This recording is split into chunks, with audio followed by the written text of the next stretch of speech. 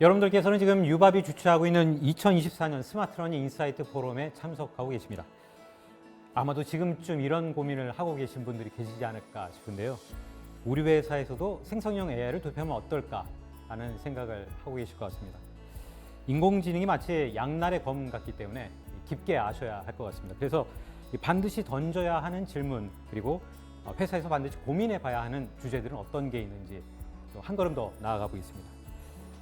오늘 연사로 모신 분은 서울대학교 이민구 교수님이신데요. 제 옆에 나와 계시고 인사 나누고 시작하겠습니다. 안녕하세요. 안녕하세요. 먼저 자기소개를 좀 부탁드립니다. 예, 반갑습니다. 서울대학교에서 데이터 리서치 그룹을 운영을 하면서 교육 데이터를 연구를 하고 있습니다. 반갑습니다.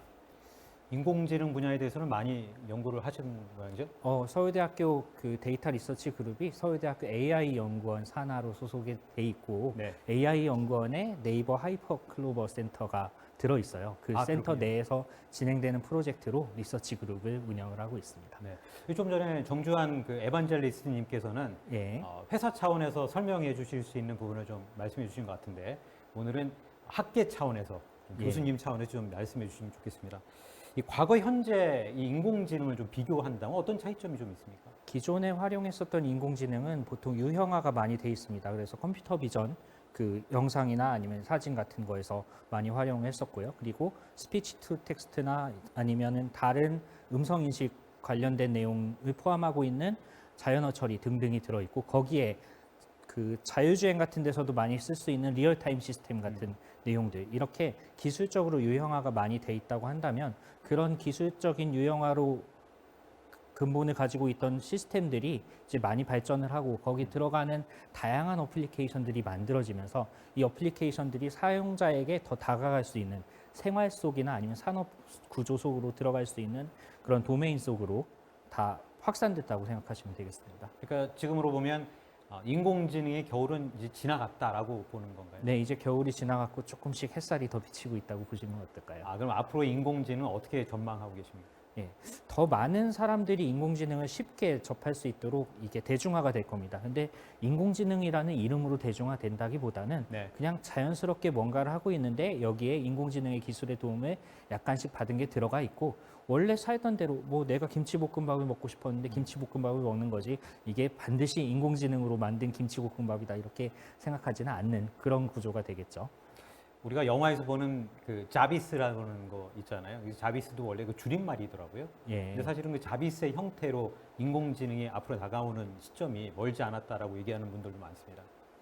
그런 부분에 있어서 각 분야마다 조금씩 차이는 있을 겁니다. 어디는 네. 조금 더 일찍 따뜻해지고 어디는 조금 더 그 스테이 쿨한 상태로 있겠지만, 이런 부분에 있어서 더 많은 사람들이 받아들이고자 하는 입장이 있으면 그게 더 훨씬 더 빨리 따뜻해질 거고요. 특히 교육 분야에 있어서 현재 저는 공교육 분야의 데이터를 활용해서 인공지능을 가지고 연구를 하고 또 빅데이터 연구를 하고 같이 진행을 하고 있어요. 근데 교육 분야에 있어서는 국민의 대다수가 관심을 가지고 있고, 이걸로 인해서 다양한 실험들을 많이 해볼 수 있고, 이걸 그 교육 분야의 데이터를 가지고 많은 부분을 활용해 볼 수 있기 때문에 네. 조금 더 따뜻해지는 시점이 빨라지지 않을까라고 생각합니다. 그렇군요. 한 가지 좀 더 다른 질문을 좀 드려볼 수 있을 것 같은데요. 예. 이 구글 X의 그 신사업 총괄 책임을 했던 그 모가뎃이라고 하는 그 대표는 사실 인공지능이 감정을 갖고 있고 매우 위험하게 작동할 수 있다라고 해서 경고를 많이 하기도 했었는데, 네. 사실 테슬라의 그 일론 머스크도 그런 걸 이야기를 많이 했다가 결국에는 자기도 엑스타 AI를 지금 만들고 있는 상황이 되었잖아요. 네. 이런 부분은 어떻게 우리가 좀 이해를 하면 좋을까요? 이거를 양가 감정으로 생각할 부분으로 어느 정도는 볼 수 있는 부분도 있다고 봅니다. 이게 어느 쪽 차원에서 A면을 볼 거냐 B면을 볼 거냐에 따라서 달라지는 부분도 있는데, 여기서 한 가지 간과하지 말아야 될 거는, 인공지능의 기존 윤리에서는 헌장에서도 말했듯이 인간을 위해서 인공지능이 유용하게 쓸 수 있도록 만들어져야지 인간에게 해를 끼치는 방향으로 가지는 않을 거라는 게 확실합니다. 다만 이 과정에 있어서 각 분야에서 어떤 부분이 유용한 부분이고 어떤 부분에 해를 끼치지 말아야 되는지는 각 분야에서 확실하게 만들어져 있는 가이드라인과 기준이 있어야 될 거예요. 규범이 있어야 될 거예요. 예. 이 부분을 만들어가는 부분이 교육에서 같이 선행돼야 되는 과정이라고 생각을 합니다. 아, 그렇군요.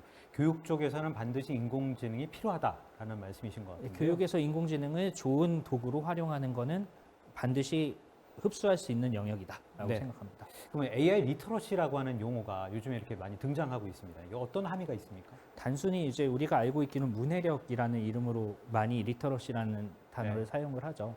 근데 사실 AI 리터러시라는 거를 세대에 따라서 바라보는 관점이 다르다고 생각하는 부분이 있습니다. 네. 기존에 인공지능이 네이티브로 다가가지 않고 잘 지내오다가 인공지능이라는 거를 문명처럼 만난 세대한테는 이 부분이 뭔가를 새로 배워야 되고 익혀야 되고 친해지기 위해서 노력을 해야 되는 영역이었다면 만약에 인공지능을 태어나서부터 겪고 이걸 접하고 이걸로 인해서 많은 문명의 혜택들을 받은 세대가 있다면 이 친구들은 그냥 인공지능을 자연스럽게 생각하고 네. 단순한 거부터 좀 복잡한 것까지 내가 필요하면 언제든지 갖다 쓸 수 있는 하나의 도구 또는 수단으로 생각하기에 충분하다는 입장입니다.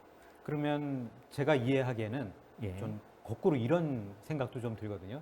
마치 지금 과거의 산업화 세대가 인터넷에 적응하지 못했듯이 네. 지금 뭐 X세대 또는 베이비 부머의 후반 세대들이 인공지능을 제대로 활용하지 못한다면 예. 10년 또는 20년 뒤에 가서 똑같은 입장에 처할 수도 있겠구나라는 생각이 드는데 뭐 제가 틀린 건 아니죠? 예, 비슷하다고 생각을 합니다. 기존에 디지털을 처음 받아들이면서 있었던 여러 가지 해프닝들이 있었고 여기서 문화적 충돌이 있었던 부분들이 네. 인공지능을 받아들이는 데 있어서도 마찬가지로 또 인공지능 다음 버전에 어떤 문명의 이기가 나올지는 조금 더 생각을 해봐야 되겠지만 그걸 받아들이는 데 있어서도 마찬가지로 본 네이티브와 이걸 중간에 어댑트해야 되는 경향은 그 경험에서는 분명히 차이가 있을 것으로 생각을 합니다. 네. 그럼 학습 차원이라는 것에서 보면 네. 인공지능을 우리가 어떻게 이용할 수 있을까요? 기존에 인공지능을 적용하기 전의 교육과 인공지능 활용 교육의 차이가 어떻게 차이가 난다라고 하는 것은 여러 가지 예시와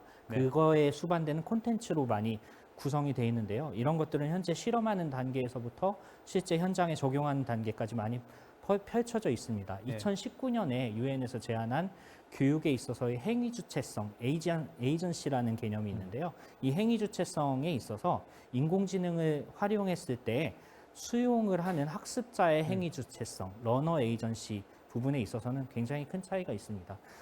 예전에 만들어졌던 교육은 뭔가 누군가가 기획을 하고 이거에 맞춰서 전달을 하고 하는 과정이 원웨이로 먼저 진행이 되고 나서 그 다음에 상호작용이 어떻게 이루어질지를 생각을 했었어야 되는데 그렇게 진행하다 보면 공교육에서 아니면은 집체교육에서 여러 명이 생각하고 있는 다양한 생각들이 반영되기보다는 한쪽에서 만들어진 걸 가지고서 퍼뜨리고 그거에 조금씩 맞춰서 마이너 체인지를 하는 방향으로 그 조정을 해서 받아들여야 되는 입장이 있었습니다. 근데 이 행위 주체성에 있어서 학습자의 행위 주체성이 커질 수 있는 부분이 인공지능에서 생기고 네. 어느 기업에서 이 케이스를 활용하냐, 이 동일한 알고리즘을 네. 어느 기업에서 쓰냐, 어느 직군에서 쓰냐, 어느 직책에서 쓰냐, 또 어느 위치와 어느 직무에서 어떤 태스크에서 활용하냐에 따라서 여기에 천차만별의 여러 가지 케이스들이 있을 수 있는데 생성형 AI를 활용하면서 특히 네이버의 클로바엑스 같은 전체적인 플랫폼 시스템 내에서 이런 것들을 실시간으로 지속적으로 활용할 수 있는 시스템이 환경이 제공되면서 사용자 입장에서는 수용하는 입장이 단순히 이걸 받아들이는 게 아니라 내가 하고 싶은 것도 그럼 금방 할 수 있는 건가? 실시간으로 금방 이런 것들이 만들어질 수 있는 건가라는 걸 생각을 하고 이걸 행위로 옮길 수 있는 주관적인 입장을 가질 수 있게 된다는 겁니다. 기존의 교육을 받는 학생들, 교육을 받는 그 수용자들의 입장에서 이제 학습자들이 주체적으로 내가 필요한 것이 뭔지를 생각을 하고 그거에 맞는 것이 뭔지를 검색하는 것처럼 하는 과정이 교육의 일부로 편입이 되고 여기에 맞는 콘텐츠들이 자동으로 매칭돼서 전달될 수 있는 시스템이 필요하다는 거죠. 지금 굉장히 새로운 관점을 말씀해 주신 건데 그렇게 네. 되면 AI를 우리가 생성형 AI를 사용하게 되면 행위 주체성이 올라가고 네. 학습 능력이 더 올라간다고 제가 이해가 됩니다. 맞습니까? 예, 맞습니다. 학습 능력도 올라가고 이걸 학습한 내용을 가지고 나한테 더 적합하게 활용할 수 있도록 실천할 수 있는 실천 역량도 같이 올라간다고 생각을 하시면 됩니다. 아, 그래요? 그러면 이게 학문적으로는 어느 정도 검증이 된 모양이죠? 기존의 시민과학자 프로그램이나 다양한 프로그램에서 이제 과학기술을 접하고 또 이걸 과학 커뮤니케이션을 통해서 이해를 하고 하던 세대들이 조금 더 확장을 해서 AI를 쉽게 받아들일 수 있는 하나의 수단으로 생각을 하고 이 AI로 인해서 내가 공부하고 싶은 것들이 뭐가 있었고 내가 더 알고 싶은 것들이 뭐가 있었는데 이걸 어떻게 소화할 수 있을지를 더 빨리 찾아갈 수 있는 과정이 생겼다고 생각하시면 됩니다. 근데 이걸 이제 받아들이는 그 세대가 수용자의 입장에서 난 AI를 써서 해야지가 아니라 그냥 하는 거예요. 그냥 하는 거죠. 그냥 하는 과정에 예. AI가 들어있어서 네. 조금 더 잘 되는 겁니다. 예. 이제는 AI라는 말도 이제는 뭐 많이 좀 사라지지 않을까라는 생각도 좀 들어요. 요즘 뭐 인터넷 세대라는 말 안 쓰지 않습니까? 아, 맞습니다. 예, 누구나 그냥 검색하면 되는 거죠. 예. 그러면 연령별로 이게 적응하는데 차이가 좀 있을까요? 현재 교육과정상으로 만들어져 있는 커리큘럼이 공교육을 기준으로 말씀드렸을 때 2015 교육과정을 받은 학생들과 아닌 학생들의 차이가 디지털 역량에서 디지털 리터러시에서 차이가 났던 것처럼 2022 교육과정이 이제 새로 런칭이 되면서 이 2022 교육과정을 받은 학생들과 아닌 학생들의 차이가 크게 나타날 것으로 생각을 합니다. 예를 들면 앱을 만들고 이런 앱을 수용하는 데 있어서 2015 교육과정을 고등학교 때 겪어본 학생들은 다양하게 이걸 접근할 수 있고 필요하면 내가 필요로 하는 영역을 앱으로 만들어서 쓰지라는 생각을 하면서 네. 직접 주체적으로 갈 수 있었는데 그게 그 교육을 받지 않은 세대들이 좀 어려워했었던 부분이 충돌이 있었거든요. 네. 마찬가지로 2022 교육과정에서는 AI 활용 교육이 그 전 과목에 확대가 되고 특히 저는 과학과 사회 과목에서 어떻게 활용해야 될지 많이 좀 연구를 하고 있는데 이 과정에서 내가 필요로 하는 게 있으면 문서를 찾고 아니, 또 자료를 검색하고 이 과정에서 내가 주장하고자 하는 것이 무엇이고 하는 것들을 초등학생들부터 아주 자연스럽게 생성형 AI를 활용해서 그 클로버X 같은 시스템에서 도움을 받은 어플리케이션의 결과물들을 학교에 가지고 와서 자연스럽게 발표할 수 있는 그런 세대가 이제 교육을 받고 있는 거죠. 그러면 지금 이미 2015년 그 교육을 받은 학생들은 이미 대학을 졸업하고 사회에 들어왔을 것 같아요. 네, 그 친구들은 이제 인강 세대라고들 많이 불립니다. 네. 디지털 리터러시가 아주 좋고 뭔가 학습을 해야 되는 부분이 있을 때 인터넷 강의를 보면서 중고등학교를 지냈기 때문에 새로운 걸 받아들이는 데 있어서도 내가 디제잉을 직접 할 수 있게 내가 필요로 하는 부분을 찾아서 발췌를 하고 거기에 하이라이트를 하고 이걸 더 다시 한번 북마크를 할 수 있는 게 쉽게 이루어지는 상황이었다고 생각을 한다면 네. 2022 교육과정을 가지고 학습을 한 학생들은 나중에 이제 사회에 나왔을 때 내가 필요로 하는 태스크에서 필요한 예시를 직접 만드는 생성형 AI를 그냥 생성형 AI라는 별도의 인식 없이 그냥 쓰고 네. 거기서 나온 결과물들을 취하고 이걸 가지고 제시를 할 수 있는 역량과 능력이 있다라고 생각을 하시면 됩니다. 그럼 기본적으로 지금 회사라는 조직에는 구성원들 중에 이 생성형 AI를 아주 자연스럽게 쓸 수 있는 그 사람들이 있고 네. 구성원들이 있고 그다음에 그렇지 못한 구성원들도 함께 혼조해야 한다고 보면 되겠네요. 예, 현재 같이 그 구성원들이 이제 잘 활용할 수 있는 구성원들과 생성형 AI를 등한시하는 구성원들이 혼재해 있는 상황에서 네.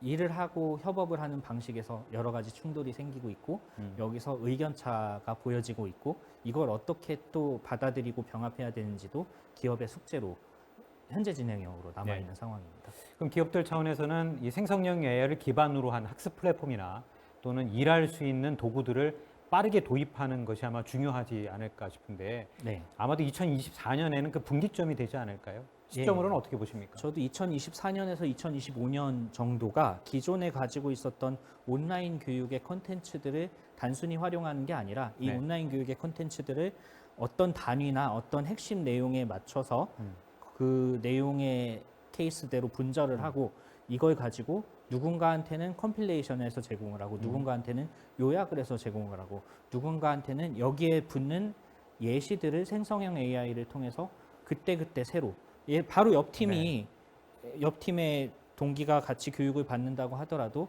이제 어느 상사한테 보고할 거냐에 따라서 다른 예시를 붙여서 제공해 줄 수 있는 그런 교육 콘텐츠들이 나타나야 되는 시기가 2024년, 2025년 이 정도 시기라고 생각을 하고 있습니다. 네. 그렇다면 결국에는 데이터가 모든 것을 다 이 좌우할 수 있을 것 같은데요. 결국에는 인공지능에는 데이터가 있어야만 돌아간다고 하잖아요. 네. 이 데이터 관점으로 본다면 어떤 뭐 문제들이 있나요? 아니면 어떤 전망들이 있나요? 데이터는 인공지능이 학습을 하기 위해서 마치 밥을 먹을 때 먹는 반찬이나 네. 이런 내용하고 비슷하다고 생각을 하시면 되는데 학습을 많이 시킬수록 그 데이터 학습을 많이 시킬수록 인공지능이 그 성능이 올라가는 건 확실합니다. 네. 다만 여기서 필요로 하는 부분은 맞춤화된 학습이 필요합니다. 단순히 다른 사람들이 학습을 많이 시킨 인공지능을 내가 갖다 쓰면 다른 사람하고 비슷하게 독창성이나 개성이 좀 떨어지는 그 모의개성한 결과물들이 나올 거고 이걸 가지고 제시를 하는 거는 검색 엔진에서 나온 답을 가지고 문서를 만드는 거랑 큰 차이가 없는 형태가 될 겁니다. 내가 필요로 하는 영역에 내가 지금 해결해야 되는 태스크가 무엇인지 그 직무에서 필요로 하는 부분을 명확하게 인공지능한테 인풋으로 제공을 하고 이걸 가지고 학습을 시켜서 네. 학습을 시키는 데 있어서도 적합하게 학습을 시켜서 거기에 맞는 결과물을 내가 직접 뽑아내고 이걸 가지고서 내가 그 결과를 보고할 수 있는 그런 입장이 돼야 되는데 이 과정에서 방법을 학습하는 것뿐만 아니라 이 과정을 학습과 동시에 경험할 수 있어야 인공지능을 활용한 그 직무 교육이 같이 이루어질 수 있을 거라고 생각을 합니다. 그렇다면 준비된 기업과 준비되지 않은 기업은 정말 아주 큰 차이가 있을 것 같은데요. 예, 아마 다른 시대를 사는 것 같은 느낌을 겪을 겁니다. 파푸아뉴기니 같은 나라가 그렇다고 하더라고요. 예. 아버지는 신석기 시대를 살고 있는데 그래. 아들은 학교에 갔다 와서 네. 컴퓨터를 배워왔고 온라인을 배워왔고 우리 집에 인터넷을 개통시켜야 된다고 하는데 아버지는 돌도끼를 가지고 아직도 바나나를 찍고 있는 거죠. 네. 예. 그러면 2024년에는 정말 이 아주 격차가 심한 환경에서 일하는 사람 또는 그렇지 못한 사람들이 사실은 이렇게 구분될 수도 있겠습니다. 예, 그 구분되는 시작점이 되는 시기가 2024년에서 2025년 정도로 예. 될 것으로 예상을 하고 있습니다. 예, 여러분 이제 준비를 하셔야 될 것 같습니다. 얼마 남지 않았습니다. 자, 그러면 이 기업 차원에서 인공지능에 대한 윤리 차원을 이해해야 되는 부분들이 어떤 게 있을까요? 기존에 학계에서 봤었던 인공지능 윤리는 주로 표절이나 아니면 독창성의 부족 또는 다른 그 이제 어디에 가중치가 많이 들여지냐를 생각을 해야 되는데 예. 인공지능의 결과물들이 같은 방향을 제시를 해서 가중치가 너무 한쪽으로 쏠리는 경향이 있었습니다. 그러니까 새롭게 나타날 수 있는 돌연변이나 아니면 개성을 가진 독창성이 있는 답안들이 나올 수 있는 원천적인 차단이 생길 수 있었던 예시가 있었던 거죠. 근데 생성형 AI를 활용하면서 프롬프트 엔지니어링이 발달하는 것처럼 이런 부분에서도 그 어떻게 독창적인 부분을 더 잘 나타낼 수 있을까를 고민을 하고 여기에 필요한 개인화된 데이터를 잘 학습을 시키면서 그냥 콘텐츠로부터 내가 필요한 걸 뽑아내는 게 아니라 내 데이터를 가지고 같이 학습을 시켜서 여기 필요한 영역을 기존의 콘텐츠의 데이터베이스에서 앵커 포인트로 뽑아서 나한테 적합한 영역을 선별하고 더 필요한 게 있으면은 거기서 생성형 AI로 만들어져서 가져온 데이터를 내가 활용할 수 있도록 그렇게 진행할 수 있는 케이스가 많이 생기고 있어요. 네. 윤리적인 관점에서 봤을 때 내가 필요로 하는 거를 내가 인공지능하고 함께 만들어서 내가 활용하는 것까지 문제가 전혀 없습니다. 근데 이제 내가 필요로 하는 거가 아닌데 다른 사람이 필요로 하는 건데 인공지능을 활용해서 무분별하게 만들어서 이걸 상업적으로 많이 퍼뜨려서 그쪽의 가중치가 높아 보이게 하는 왜곡되는 현상은 문제가 있을 수 있죠. 그렇군요. 예. 이 최근에 생성형 AI가 활발하게 우리나라에서도 사실 화제가 되면서 질문을 잘 던지는 사람이 뭐 능력이 있다라는 이야기가 있기도 했었거든요. 네, 이 맞습니다. 생성형 AI를 잘 활용하려면 어떤 능력들이 필요합니까? 이 프롬프트 엔지니어링이라는 영역이 그쪽 질문을 잘 던지는 네. 영역에 포함이 돼 있고요.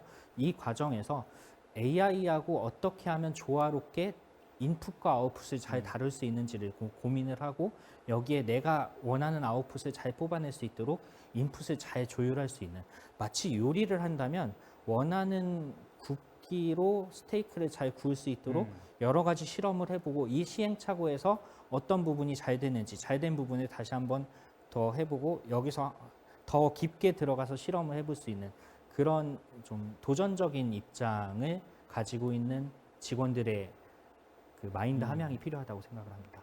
그렇군요.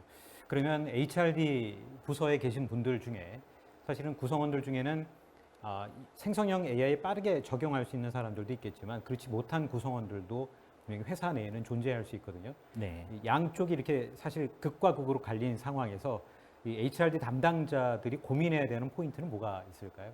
분명히 인정해야 될 부분은 인정을 해야 될 겁니다. 문서를 만든다든지 아니면 그 산출물을 가지고서 누군가한테 보고를 할 때 생성형 AI를 활용해서 만든 결과물은 더 빨리 나와요.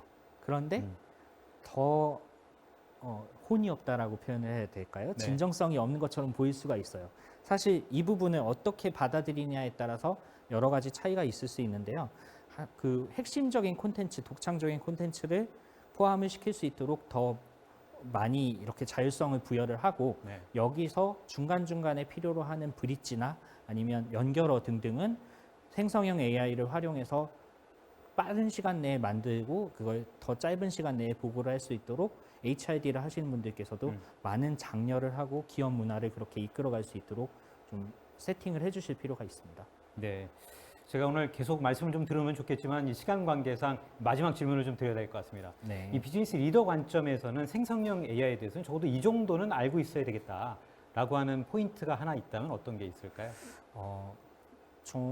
케이스를 가지고 한번 설명을 드릴게요. 같은 사장님 밑에 A 부사장과 B 부사장 이렇게 다른 그 조직이 있다고 가정을 할게요. A 부사장님의 그 선호하는 보고 스타일과 특징은 A 케이스가 있고 B 부사장님의 선호하는 보고와 특징이 있다고 가정을 할 때 생성형 AI는 A 부서에서 일하던 친구가 B 부서로 옮겨갔을 때 전혀 문제가 없이 바로 하루아침에 적응할 수 있도록 그 옮겨간 그렇군요. 직원을 도와줄 겁니다. 그런 너무나 과정, 시행착오로 완전히 줄일 수 있겠군요. 그런 시행착오가 줄어들고 더 많은 좋은 이야기들을 유연하게 할 수 있는 도움을 줄 수 있는 도구로서 생성형 AI를 활용할 때 회사에서도 능률이 올라가고 생산성이 올라가고 이걸 가지고 사람들이 더 진중하게 핵심적인 부분에 고민을 할 수 있는 시간이 늘어나고 이 거칠애나 아니면 이걸 잘 꾸미거나 어떤 표현을 써야 문제가 안 될지 고민하는 이런 부수적인 부분들을 줄여서 더 핵심적인 부분에 역량을 집중할 수 있도록 지원을 해줄 수 있다고 생각을 하시면 좋겠습니다. 네. 앞으로도 이 생성형 AI가 이 기업들이 좀 많이 도입됐으면 좋겠고요. 이 교수님께서도 더 많은 활발한 연구해 주셨으면 좋겠습니다. 다양한 연구를 통해서 공교육에서 AI를 겪은 학생들이 이제 사회에 진출하고 이걸 가지고 직장인이 돼서 더 생산성 있고 더 핵심적인 부분을 강조할 수 있고 이걸 가지고서 좋은 콘텐츠를 만들고 좋은 가치를 만들어낼 수 있도록 좋은 사회가 이끌어져 가는 선순환을 기대를 하고 저도 그쪽을 위해서 노력을 하겠습니다. 네. 지금까지 서울대학교 이민구 교수님과 함께했고요. 말씀 잘 들었습니다. 감사합니다. 감사합니다.